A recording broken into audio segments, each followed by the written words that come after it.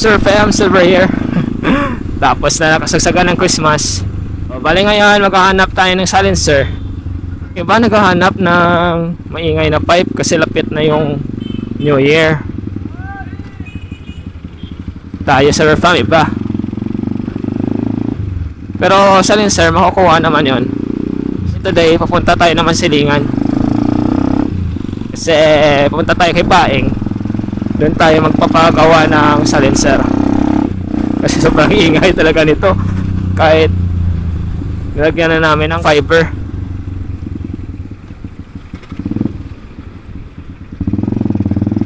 Ayan. Catchy yung trailer truck Sir Fam. Katakot.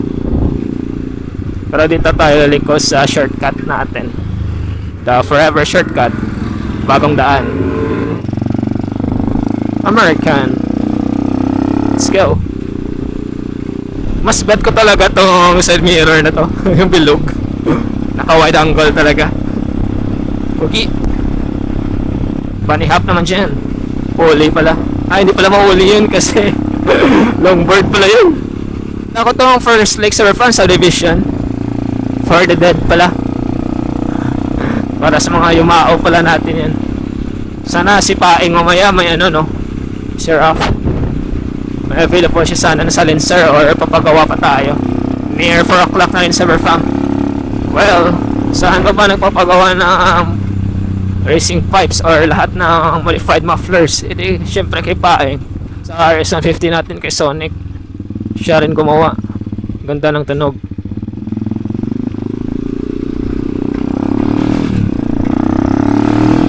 So ano-ano yung mga na-receive nyo na regalo kahapon na Christmas Sir Fam? Nakita pa nga ako regalo 6 toys. Bale naka-Cobra type yung pipe natin Sir Fam, yung muffler. Racing Sun yung brand. Kung naiingayan ako minsan tulad nito. So iba pa rin talaga yung silencer kasi ibang province or ibang barangays may sari-sariling laws yan or jurisdiction na pwede ito, pwede yan, pero iwas na lang sa konfrontasyon or gulo. Mas okay na yung may silencer. Naalala ko noon Sir Fam, pasimula pa lang yung RS150, yung mga solid na pioneers talaga. Simula sa 3, 4, naging 5, hanggang ngayon dami na nila. Kaso isa tayo sa mga exile. Pero yung mga totoong kaibigan meron pa rin naman tayo. Yung advantage kapag sasali kayo sa mga grupo, yung makakakilala ka ng tunay na kaibigan talaga na palagi mo ring maaasahan. Tulad niyan. Maaasahan kasi may stand. Tulungan lang yung bawat riders. Nalala ko pa naman, dinadagsa talaga si Paeng kahit mga taga Cebu, Davao, Manila. Kasi naging passion na talaga ni Paeng ni Raf ka ng iba't ibang klaseng muffler from elbow to banister. Kahit sa kotse pa yan. So siguro January 1 darating na yung handlebars natin. Pero meron na tayo doon mga foam dito, mga bagong grips, bagong cables.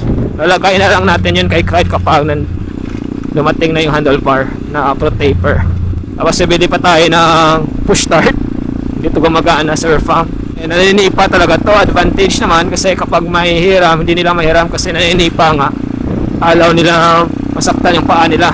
Need mo talaga magsapatos na yung alam nyo sa TMX 155, yung naninipa ng big time talaga. Kahit sa pag kickstart lang kaya niya kang i-lift.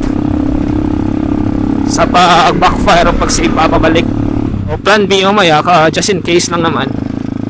Kapag walang silencer or close si Paeng, maghahanap tayo sa mga shops na may available. Pero hindi ko sure Sir Fam, siguro 51 or 52mm tong pipe natin.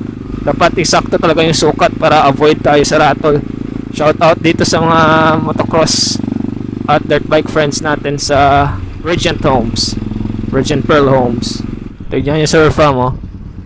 Nag-breaker rin para to si Cry kasi yung bata nakatingin talaga dito.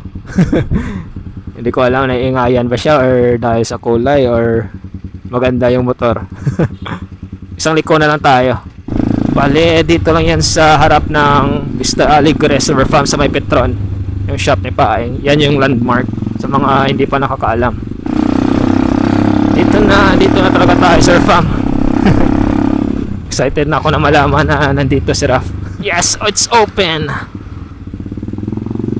Okay, let's go. So okay si Pae, Sir Fam. Kita nyo, daming pipe. Yan, dami na ang customer. Tamang tama para walang customer. Nag-break time si Raf. So yan yung cry natin. Ang ganda pala talaga.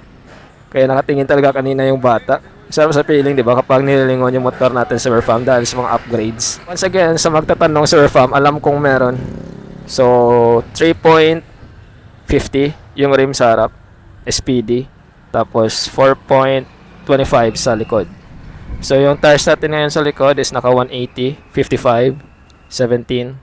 Sa harap is 120, 70, 17. Yan, nasa Sir Fam, binabaklas na. Kailangan pala talaga kunin kahit lagyan lang ng silencer. At nakuha rin, Sir Fam. Halos dito, Sir Fam, makikita yung stock pipe talaga. Kasi pinapalitan ng open, kalkal. Yan. Ito yung ating tinatrabaho, no?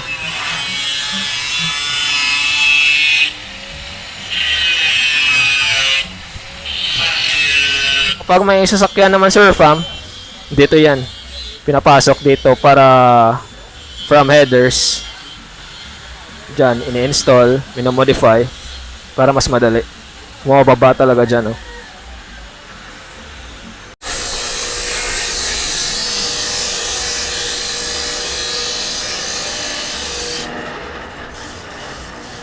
Yan na yung stainless na magiging silencer natin, Sir Fam. Yun, tamang-tama sa butas. Tapos yan siguro yung open pipe, baka i-repack yan. Lagyan ng maraming fiber sa loob para lalang bumilog at hindi ganun kabulahaw. Tatanggal na yung rivets para mabuksan. Kay Kuya, tapos na, oh. Iniiwan niya kahapon, Christmas Eve. Okay lang, ah. DC lang. Yan. Tamang-tama lang. Nice. Ingat. Yan, nilalagyan na ng cap, Sir Fam. Tapos, subutasan, nalagyan ng tubo na may mga butas-butas. Silencer nga.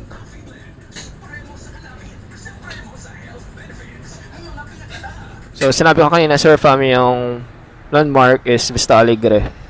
Ang barangay dyan. Tapos, Petron. Dito lang yan sa harap. Yan. So, tingnan natin ulit kung ano yung ginagawa nila. Pinatasan niya na, Sir Fam. Ayun. Lalagyan na ng tubo. Na Sir Fam, lalagyan na ng maliit na tubo.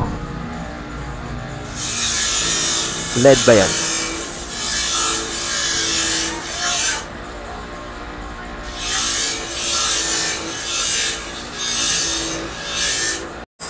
So, advice sa inyo, Sir Fam, kapag hindi kayo familiar sa mga millimeters ng silencer, huwag kayong murder na online. Huwag kayong murder sa online kasi marami ako nakikita na hindi fit. Pero dito, fit na fit talaga kasi minimeasure yan. Dito na yan sa Paeng Works. Basta sa mga muffler needs nyo, sasakyan man o motor. Anong familiar na pipe dito para sa inyo, Sir Fam? Alam nyo ba saan nanggagaling tong mga stock pipe na motor? Shout out Archie from 01 Moto. Ano, Bill exhaust, carbon, parang Actra. Tapos, Namban. May T4 Pro aluminum po. Ito yung maganda eh. Ganda nito sa Sir Fam, oh. Marami pa.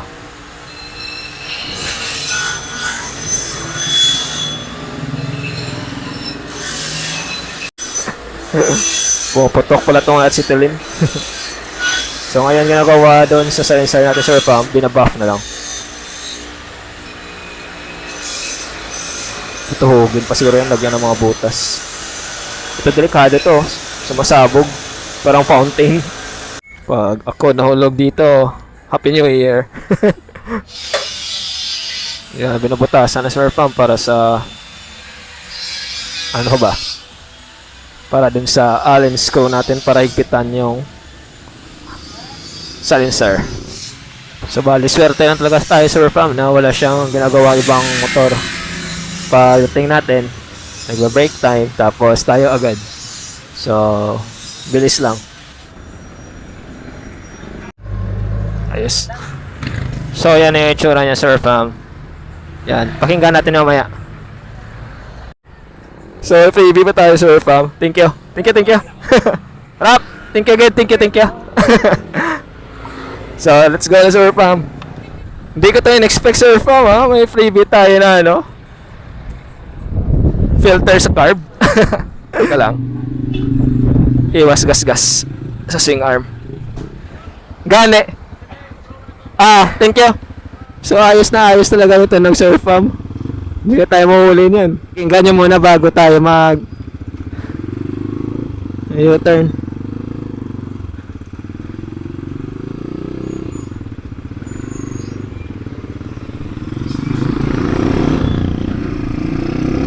Ayos lang. may torque pa rin. Ramdam ko pa rin yung torque ni Cry.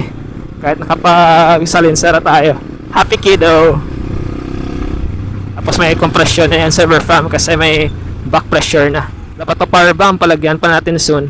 Bro, boy, my bike's not that noisy anymore. Hindi na siya bula ako, Sir Fam. Ito talaga yung gusto ko. Yan, hindi tayo masyado rinig ngayon dyan.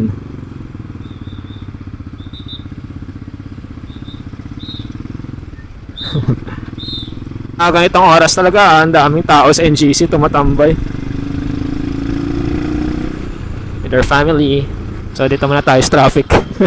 At least sobrang saya ako today sa Fam. Bro, bago, yan yung favorite bike mo, yung CB150. Pero yung motor natin mas malaki pa dyan. Mura pa.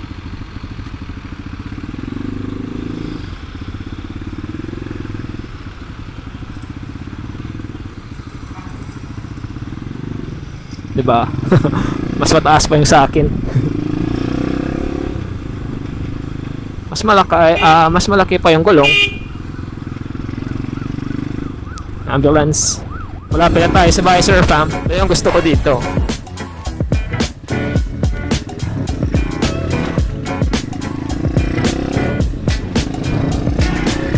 Pwede ka maglaro-laro dito.